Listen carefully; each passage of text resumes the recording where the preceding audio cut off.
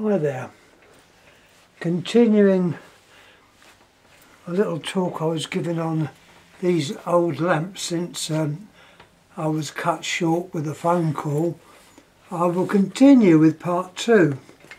Anyhow, hello everyone. Also just a quickie, I've had my first eye operation, that was last Wednesday, and the eye is very much improved. Just waiting for the other eye now. So, you know, it looks good. Anyhow, I'm pretty certain that I haven't shown a lot of these already. Here we have, let's see if it's turning out right. Yeah, it's turning out right. Because what I've done, I've fixed the camera on a tripod. So hopefully this will turn out okay. This is one of the outside lights. It was manufactured, I believe, by a Japanese firm for the Norol outside lamps. It's rough service type filament, zigzag up and down, screw base, 240 volts and 100 watts. These lamps lasted a very long time. Once again being probably run not at full temperature. I'm going to bring up a piece of paper down to put underneath white paper so it shows up more.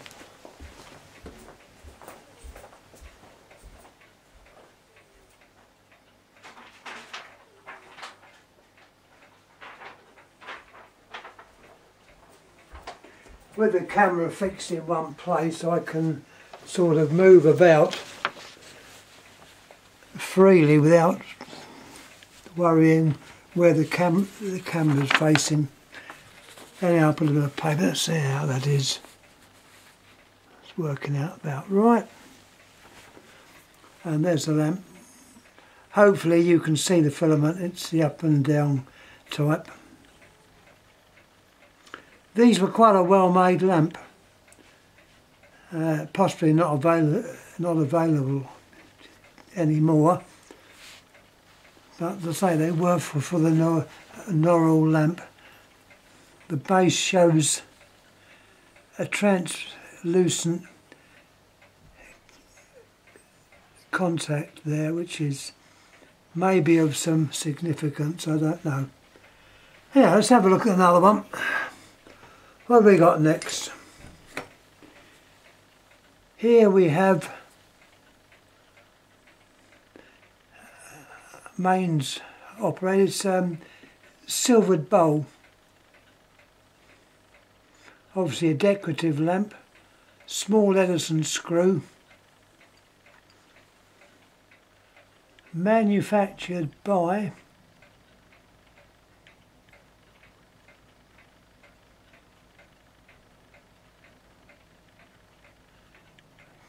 can't make anything out.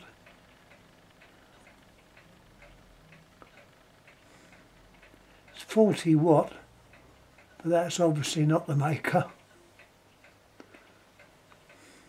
Anyhow, decorative lamp to sort of point the light upwards rather than downwards. Probably get a view of me on there.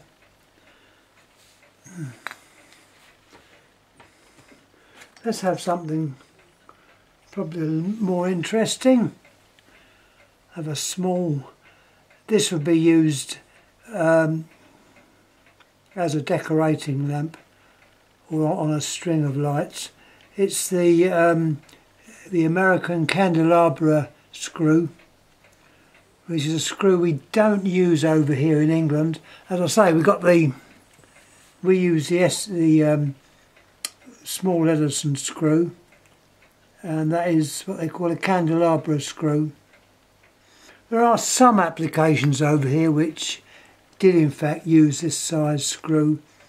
I know on lift indicators, these are ones that are on the actual landings which you would press either up or down, and some of those used to be candelabra.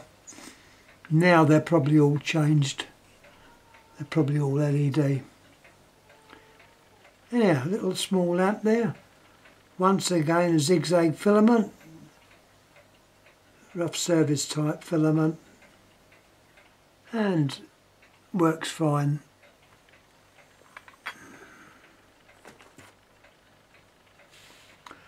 Oh, next we got a standard lamp. This was made by Crompton. Crompton was a gentleman that lived in England many years ago. Colonel Crompton, I think his name was, and he had quite a few inventions on that. But the early lamps, and this is not an early enough one, this is quite modern, possibly made with the Crompton name, because Crompton now is, which I believe is owned by an American company, but the original Crompton lamps always had their names in writing across the top. Crompton. You see, this is quite new.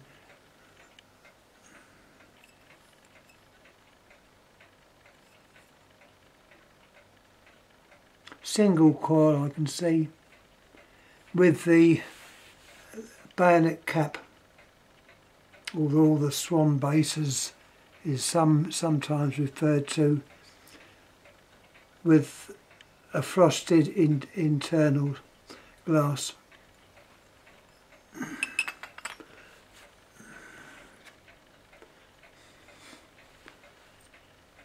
Now here we might have a visitor, I don't know. I hope not. Is a car headlamp bulb of quite a few years ago, I may add. I remember when I was at school, that was a long time ago. I'm just going to make myself more comfortable. A bit awkward here, sitting down and trying to do this. That's better, I'm sitting down. Getting back to that, when I was at school, many years ago, this is possibly in the 50s, these lamps were quite popular. I do apologise. Come off you go. We don't want you on there. No, we don't. No.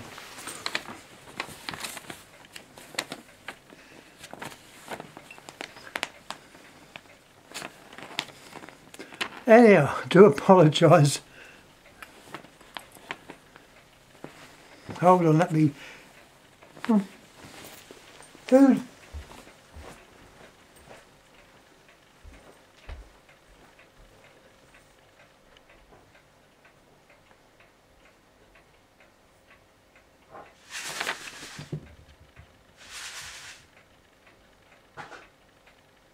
Come on, green ducks. Not there. Not too many. Don't go out the others.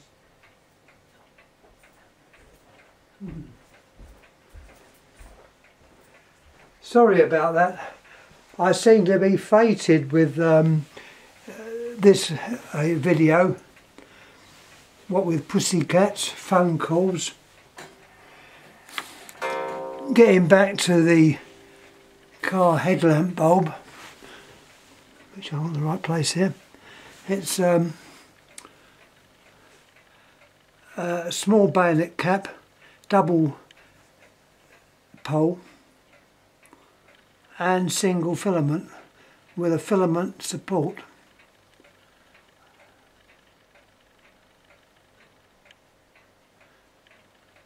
Manufactured by a company called Rival.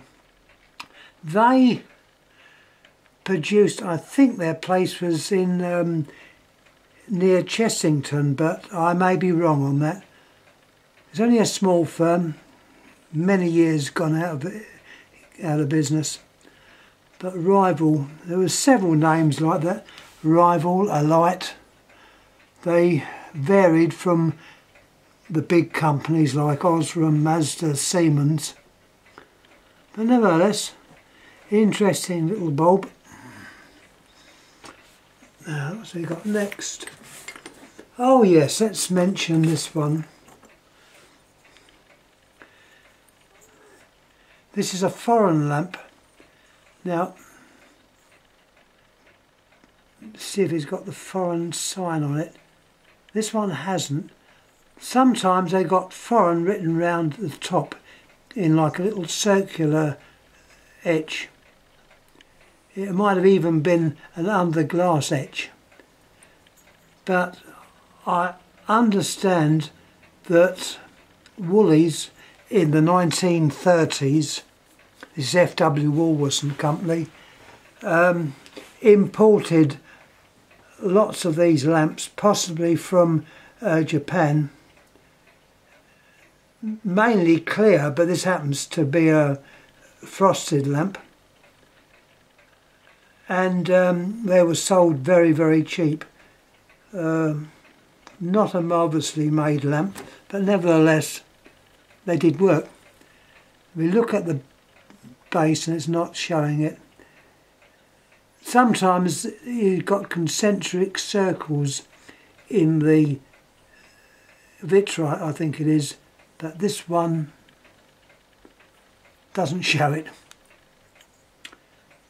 Yeah, small wattage. I think it's about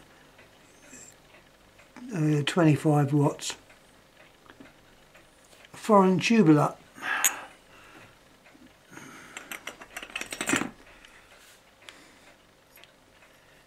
Now, I mentioned projector lamps at the last one I did. This is my Atlas, made in Britain, and this would be put in that way round with the black top, so it didn't show too much light going out, because this would have been fan assisted. Air would be blown round it and the lamp would be very bright. You've got like a little reflector at the back. At least I think that's what it is.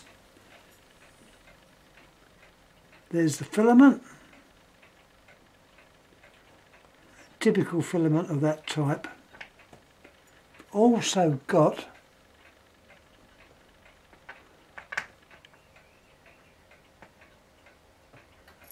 they're supports.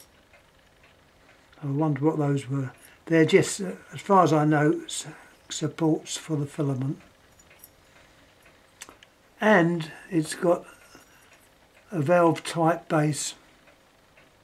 This would be designated, so it says it's 240 volt at 1000 watt type A7.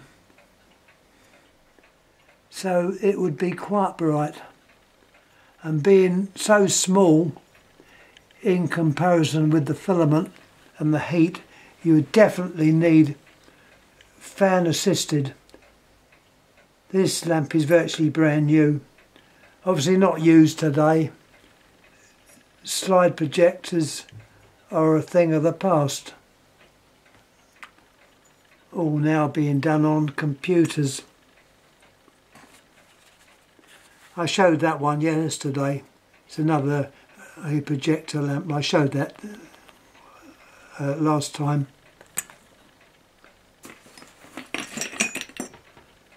Standard decorative reflector lamp, made by a company called Hema, H-E-M-A. Our voltage 230 volts.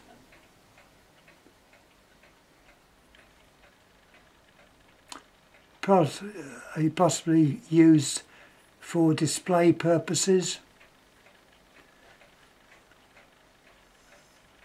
Small Edison screw with a reflector surface showing inside, and not a clear glass but a slightly frosted glass.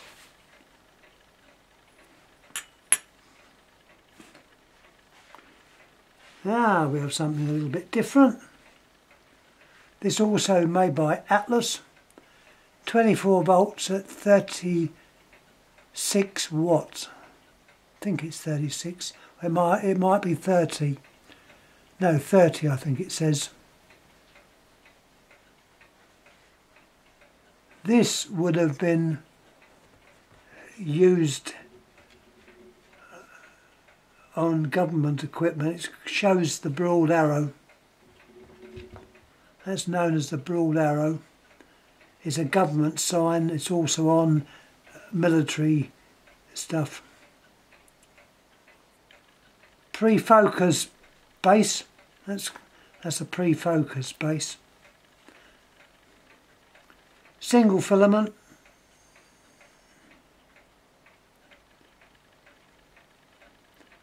Once again, never been used.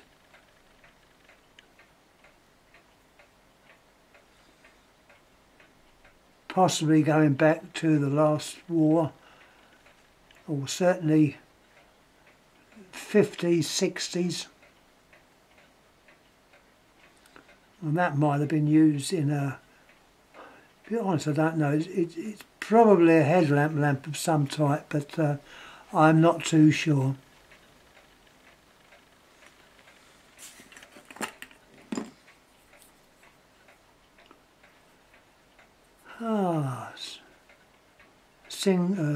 Lamp here, screw base, Edison screw. Don't know much about this, it's just that it's a decorative lamp. Will be used in fittings which required a smaller lamp than normal. These were also made in the bayonet cap, small bayonet, and small Edison screw.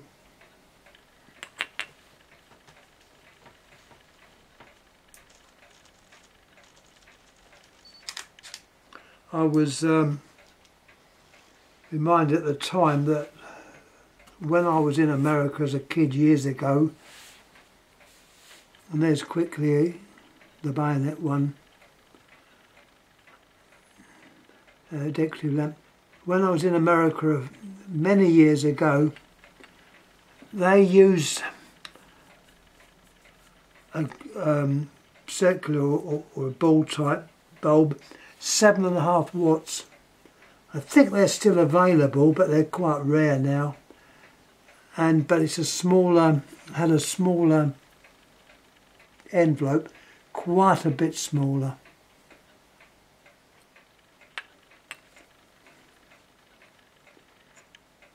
Now we have a lamp which would be used on a, I don't know what they call them, but it's like a desk machine for showing up dockets and things like that. It's got a name which I can't remember, I'm sorry about that. That's the bulb that was used. This is also a form of pre-focus cap.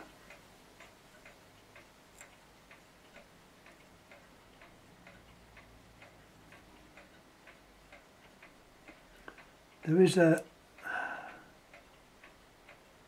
yeah, made by Philips. It's got the name on the base, on the thing there, Philips. But that is a pre-focus base, or one of the pre-focus base.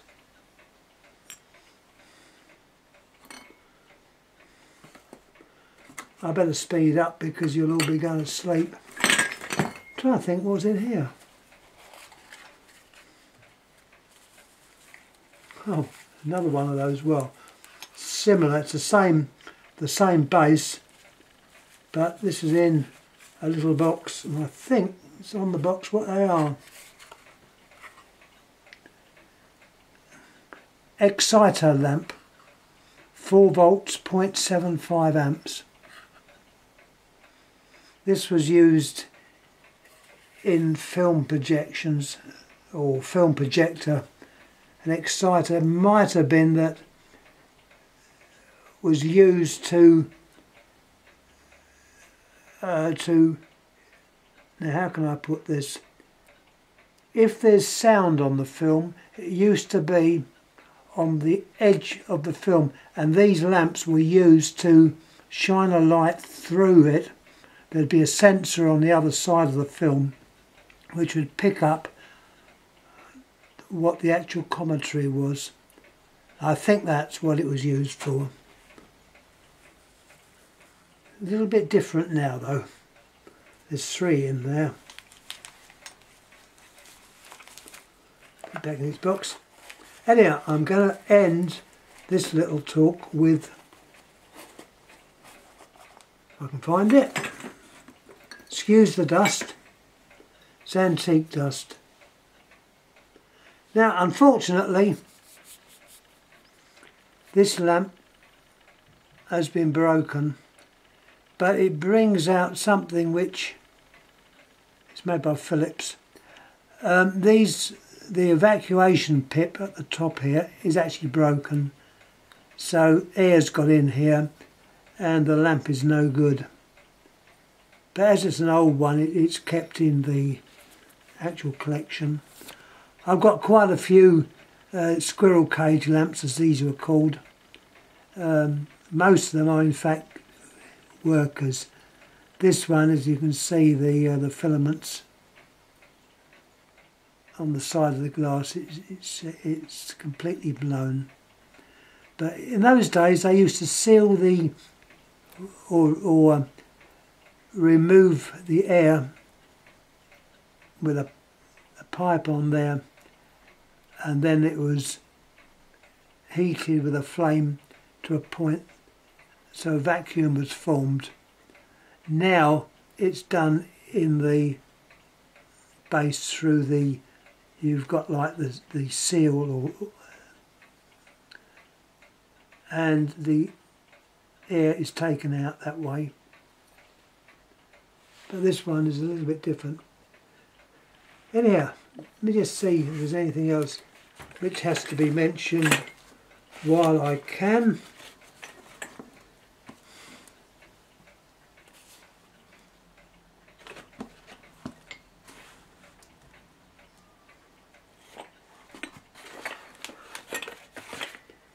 Let's see.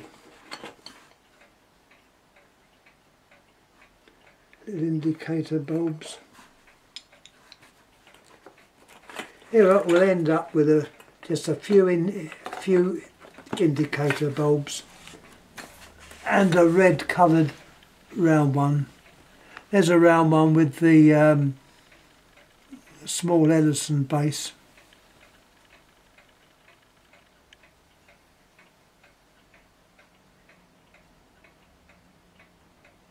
There's a name on the side there. My eyes are still not too good at the moment because I should be waiting for a pair of specs that will completely compensate. Because when you have this the cataract operation, the lens of the eye, the old one, is removed by ultrasonic sound and is replaced by a plastic one, which obviously is not adjustable for focusing, so it's set at long distance and you need reading glasses to do close-up work. Well, obviously, as I only had one eye down at this stage, there's no point having the glasses yet because the eyes have got to settle down. But what I would say, it's made a lot of difference. Things have become much brighter, but I'm still not driving at night till I get the other eye. Daytime I'm okay, but night time I don't use the car at all. But as I say, it's due to the clouding up of the lens that it happens and causes the cataracts. It may be interesting to see what it's like once I get the other eye. At the moment I can cover one eye up, and the good eye, things seem very bright. I cover that eye up and open the bad eye, and things tend to be brown, which is one of the symptoms. So all being well, we shall wait for that, get that, have it done, and I should be okay for another 100 years. I wish. Now popping those down.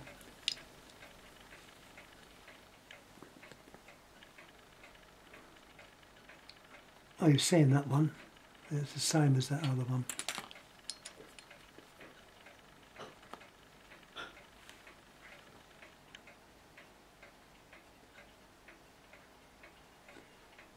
These are obviously motor vehicle lamps as well, those two.